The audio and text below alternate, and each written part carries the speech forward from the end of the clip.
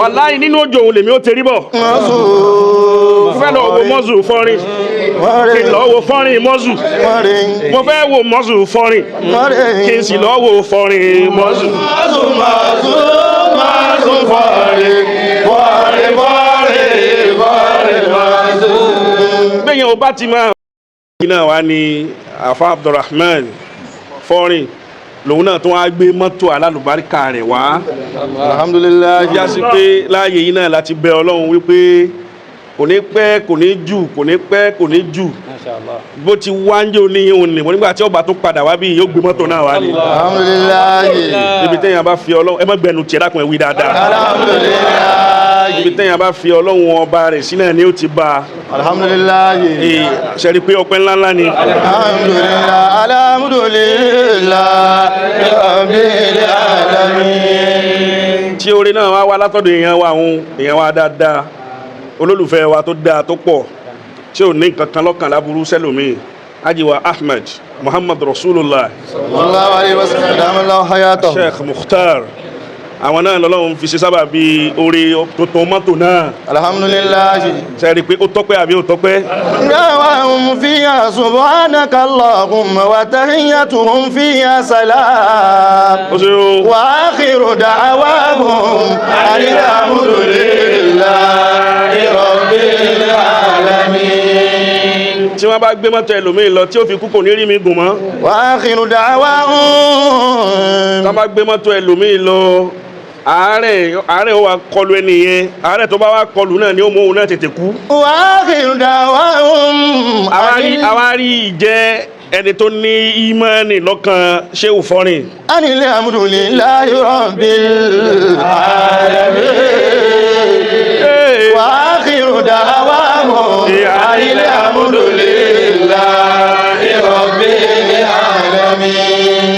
asáyè yìí wàláyé ayé àṣẹ ni bẹ́yàn bá wí bẹ́ẹ̀ Ọlọ́run máa gbọ́ yín sì ń gbà. wa akhiru da'wahum. Sheikh Mukhtar Muhammad Rasulullah ọlọ́mọdé wọn fọlá pìtàn. Sheikh Mukhtar Muhammad Rasulullah ọlọ́mọdé wọn dẹni àná. àmín ya Allah. Sheikh Mukhtar Muhammad Rasulullah ọlọ́njẹ́ wọn máa gòkè sí. àmín ya Allah. ń bẹ nú ọkàn ẹlòmíì náà kó ṣe àmọ́ ìtọ́nkálùkù ń ṣe ó tó lẹ́rù.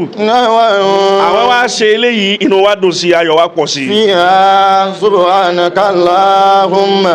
bí ó bá wá bàjẹ́ fún Fọ́rin kò ní bàjẹ́ bí ó bá bàjẹ́ fún Sheikh Mukhtar kò ní bàjẹ́ fún Fọ́rin. wa tahiyyatuhum fiha salam. Fọ́rin wá gbé mọ́zù wa. wa tahiyyatuhum fiha salam. lónìí táwa ń dúpẹ́ lọ́dọ̀ Ọlọ́run àṣẹ mọ́zù yẹn ó ní ìtumọ̀ tí Fọ́rin gbé wa. wa akhiru da'wahum alhamdulillahi rabbil alamin. bí mọ́zù ti dé àwọn oore tí ó máa zù tí ó máa zù tí ó máa wá zùzùzù tí ó máa jóore zùzùzùzù. wa akhiru da'wahum alhamdulillahi rabbil alamin. òṣìṣẹ́ nìkan tó pa yàn yín. akhiru da'wahum. kò sẹ́ni tí ó sì gbé yà yín. wa akhiru da'wahum alhamdulillahi rabbil alamin. wa akhiru da'wahum alhamdulillahi rabbil alamin. àṣẹ mọ́zù ẹ má bẹ̀ bí ọ̀yà ẹgbọ́ náà mọ́zù Fọ́rin Fọ́rin mọ́zù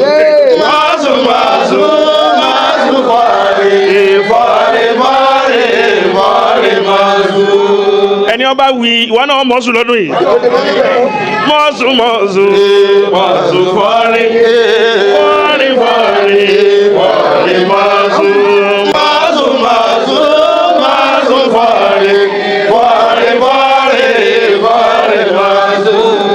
bẹ́yẹn o bá ti máa banújẹ́ sóore ẹlòmí oore tiẹ̀ náà dé tán mọ́zù Fọ́rin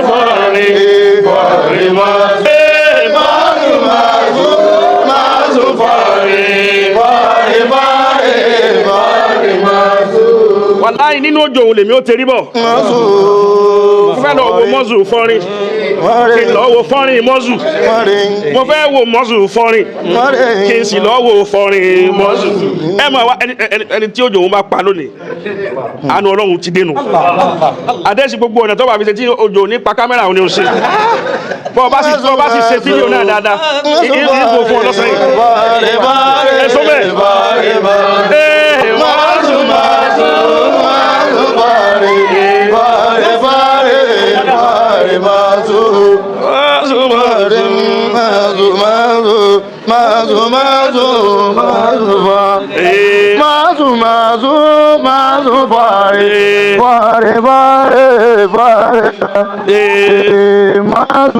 ẹni Allahu Akbar ẹ sọ pé Allahu Akbar ẹni Allah mọ́tò náà ní ẹni ọgbẹ́ tó yẹn ẹni Allahu Akbar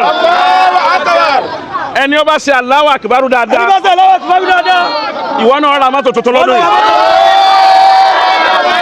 ẹni ó bá ṣe Allahu Akbar dáadáa ìwọ náà ó gun ọkọ̀ gidi lọ́dún yìí.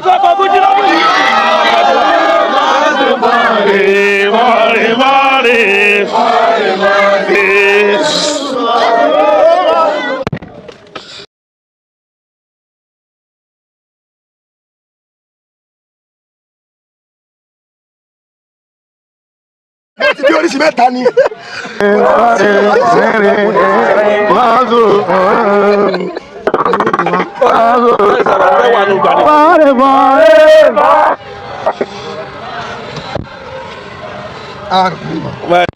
Alhamdulillah.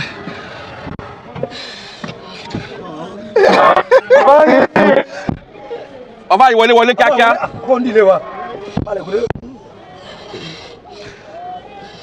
Inshallah yóò da Muhammadu púpọ̀ sì gbé ẹrù fún wa báyìí.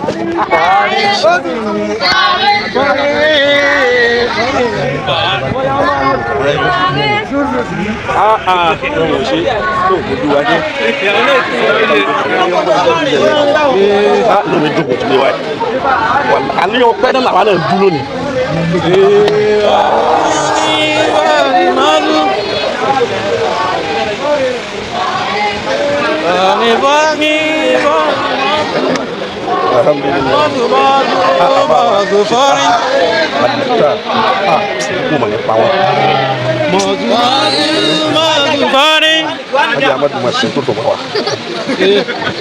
ẹni Allahu Akbar Allahu Akbar ẹni masha Allah masha Allah la quwwata illa billah masha Allah la quwwata illa billah masha Allah la quwwata illa billah al-aliyyu al-azim al-aliyyu al-azim al-aliyyu al-azim gbogbo àwa tá a yọ̀ fún wọn yìí tá a dunnú sí mọ́tò yìí kọ́dún yìí tó tán àánú Ọlọ́run táwa gan kọ lẹ́tà yẹn Ọlọ́run já gbèsè ẹ̀ àfa wa gbà Sheikh Mukhtar Ọlọ́run máa dúró tì wọ́n yóò máa dá fún wọn sí nǹkan kan wọ́n ṣe ẹ̀mí wọn o ká máa wà pẹ̀lú àlàáfíà ká máa wà pẹ̀lú àánú ìgbéga àtàwọn àti gbogbo tí ń jẹ́ Muhammadu Rasulullah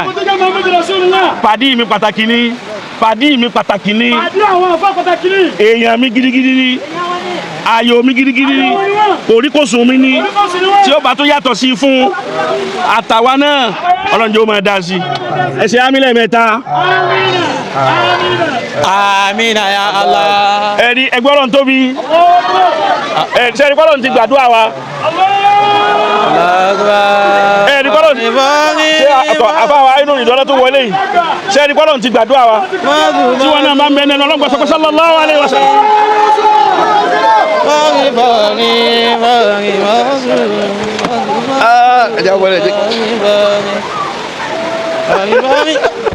ṣe Wàláhì làbí. Táyà bọ́ọ̀dì. táyà ṣe fún